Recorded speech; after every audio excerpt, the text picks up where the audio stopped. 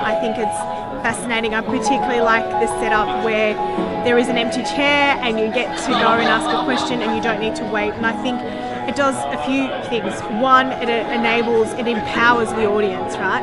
And if we think about the fact that the audience is also culturally diverse, but it also goes against that whole stereotype of sitting back, not being assertive, not being forthcoming with questions, not raising your voice.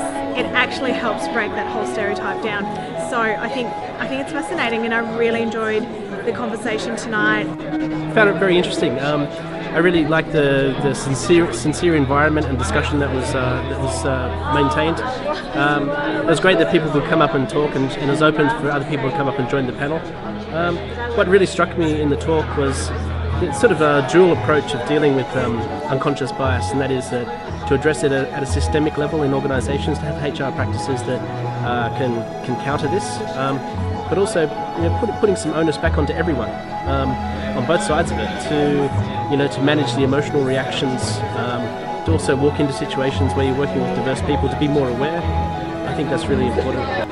It's been sort of my third or fourth one, actually. And how have you found them so far? Yeah, it's been great. It's been great to have this dialogue, really getting out some really good, topics and sharing that with the broader community. So if we over our life are repeatedly exposed to women being caregivers, taking the primary parental role, being weak, whether it's through our interactions with women, what we see when we're raised in our own family environment, or whether it's through the media, we come to store that set of association, female, caregiver, homemaker, weak, in our brain. And it happens without us even thinking about it. You don't have to take everything seriously. So sometimes you got to say, I say, people ask me what kind of coffee. I said, I'm black, so give me a black coffee. Make fun of yourself. You got to be proud what you are. You're not going to change what you are. So you got to be proud what you are. And you got to stop talking about it all the time. If you see you're inferior, then you are inferior.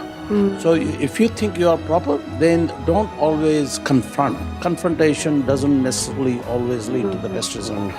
Having great visible role models that are out there to normalise things.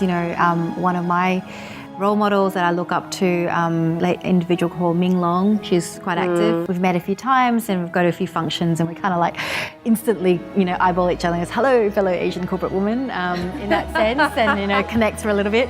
But, I joke, but Ming is out there championing and being visible in terms of her commenting and that's powerful for someone like myself to look up, for what she's, been through and what she's pioneering through. But there's not enough Ming Longs out there, so I think part of it is also us, stepping up and trying to do that. I'd argue to a large degree, I've lost some of my diversity over time because I've conformed. I think one of the reasons I'm successful is because I conform. And people tell me all the time that, oh, you don't sound very Indian. That sounds like a compliment, when they say it to me, and that's not the intent.